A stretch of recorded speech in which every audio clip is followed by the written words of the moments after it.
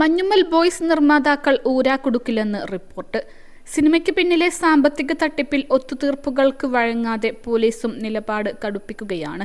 അന്വേഷണത്തിന് enforcement directorate എത്തിയതാണ് ഇതിന് കാരണം. അതിശക്തമായ നിലപാടാണ് ഈ കേസിൽ പോലീസ് എടുക്കുന്നത്.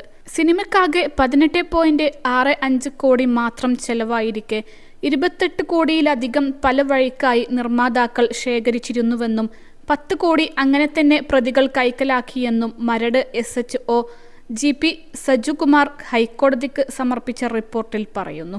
അതായത് സിനിമാ ഷൂട്ടിംഗ് തുടങ്ങും മുൻപേ നിർമ്മാതാക്കൾക്ക് ലാഭം കിട്ടിയ ചിത്രമായി മഞ്ഞുമ്മൽ ബോയ്സിനെ വിലയിരുത്താമെന്ന അവസ്ഥ.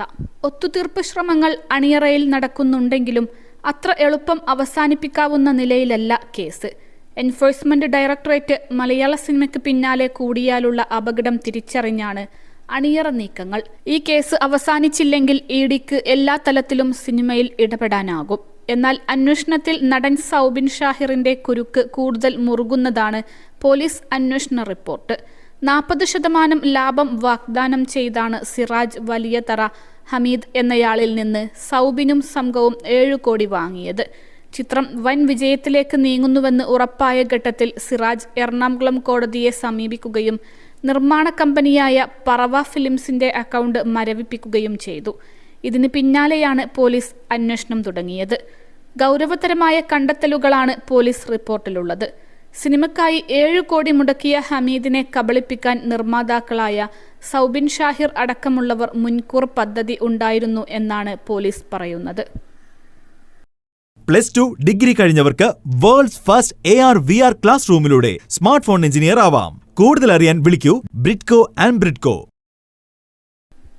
പരാതിക്കാരനിൽ നിന്ന് 26 തവണയായി പണം സ്വീകരിക്കുകയും സിനിമ റിലീസായ ശേഷം തുടക്കത്തിൽ വരുമാനം സ്വീകരിക്കുകയും ചെയ്തിരുന്നത് പറവ ഫിലിംസിന്റെ പേരിലുള്ള കടവന്ത്രയിലെ ആക്സിസ് ബാങ്കിലെ അക്കൗണ്ട് മുഖേനയാണ്. എന്നാൽ പരാതിയെ തുടർന്ന് ഇത് കോടതി മരവിപ്പിച്ചതിന് പിന്നാലെ ഇടപാടുകളെല്ലാം ഇതേ പേരിൽ തേവര HDFC ബാങ്കിന്റെ അക്കൗണ്ട് വഴിയാക്കി. ഇത് കരുതിക്കൂട്ടിയായിരുന്നു എന്ന് അന്വേഷണ സംഘം പറയുന്നു. സിനിമയുടെ വരുമാനമായി വന്ന തുകയിൽ നിന്ന് 3.5 കോടി രൂപ ഇതേ ബാങ്കിൽ സൗബിനും കൂട്ടുപ്രതികളും സ്ഥിര നിക്ഷേപമാക്കി മാറ്റി. കിട്ടിയ തുകയിൽ നിന്നും 3.5 കോടി രൂപ FD ആക്കി മാറ്റിയിട്ട് പോലും പ്രതികൾ ആവലാതിക്കാരന്റെ പക്കൽ നിന്ന് വാങ്ങിയ പണത്തിന്റെ ചെറിയ ഭാഗം പോലും തിരികെ കൊടുത്തില്ല. ആവലാതിക്കാരനെ കബളിപ്പിക്കുവാൻ മുൻകൂർ പദ്ധതിയുണ്ടായിരുന്നതിന് തെളിവായി ഇതിനെ ചൂണ്ടിക്കാണിക്കുന്നു. മഞ്ഞുമ്മൽ ബോയ്സിനെതിരായ ED അന്വേഷണത്തിൽ സിനിമയുടെ നിർമ്മാതാക്കളുടെയും വിതരണക്കാരന്റെയും ബാങ്ക് അക്കൗണ്ടുകൾ മരവിപ്പിക്കാൻ എൻഫോഴ്സ്മെന്റ് ഡയറക്ടറേറ്റ് നിയമോപദേശം തേടിയിട്ടുണ്ട്. സിനിമയുടെ ടിക്കറ്റ് കളക്ഷൻ വരുമാനം പെരുപ്പിച്ചു കാട്ടി കള്ളപ്പണം വെളുപ്പിച്ച കേസിൽ ആണ് തീരുമാനം.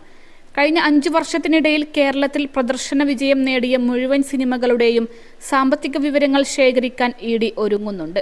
സിനിമകളുടെ നിർമ്മാണ ചെലവ് സംബന്ധിച്ച വിവരങ്ങളും ശേഖരിക്കാനാണ് നീക്കം. മഞ്ഞുമ്മൽ ബോയ്സ് സിനിമയുടെ ലാഭവിഹിതം പങ്കുവെക്കുന്നതുമായി ബന്ധപ്പെട്ട തർക്കങ്ങളാണ് കള്ളപ്പണം വെളുപ്പിക്കൽ നിരോധന നിയമപ്രകാരമുള്ള EDയുടെ കേസിന് അവസരം ഒരുക്കിയത്. കേരളത്തിലെ തിയേറ്റർ മേഖലയിൽ കള്ളപ്പണ ലോബി നടത്തുന്ന തട്ടിപ്പുകൾ സംബന്ധിച്ച വിവരങ്ങൾ 2 സിനിമാ നിർമ്മാതാക്കൾ EDക്ക് കൈമാറിയ സാഹചര്യത്തിൽ ഇത് സംബന്ധിച്ച് കൂടുതൽ പരിശോധന നടത്തുമെന്ന് അന്വേഷണ ഉദ്യോഗസ്ഥർ പറഞ്ഞു. നടനും സഹനിർമ്മാതാവുമായ സൗബിൻ ഷാഹിറിനെ ചോദ്യം ചെയ്തു. EDയുടെ കൊച്ചി ഓഫീസിൽ വെച്ചായിരുന്നു ചോദ്യം ചെയ്യൽ. കഴിഞ്ഞ ദിവസമായിരുന്നു ചോദ്യം ചെയ്യൽ. സൗബിനെ വീണ്ടും വിളിപ്പിക്കും. സിനിമയുടെ ഒരു നിർമ്മാതാവ് ഷോൺ ആന്റണിയെ നേരത്തെ ED ചോദ്യം ചെയ്തിരുന്നു. അൽസലാമ ഐ ഹോസ്പിറ്റൽ 21 ലക്ഷത്തോളം സന്തുഷ്ടരായ ഉപഭോക്താക്കളും 2 ലക്ഷത്തോളം തിമിര ശസ്ത്രക്രിയകളും പൂർത്തിയാക്കിയ മലബാറിലെ ഏക കണ്ണാശുപത്രി. ലോകോത്തര നിലവാരമുള്ള ചികിത്സാ സംവിധാനങ്ങൾ, എല്ലാ നേത്രരോഗ ചികിത്സാ സൗകര്യങ്ങളും വിദഗ്ധരായ ഡോക്ടർമാരുടെ മേൽനോട്ടത്തിൽ. Al Salama eye hospital, hospital road, Perinthalmanna.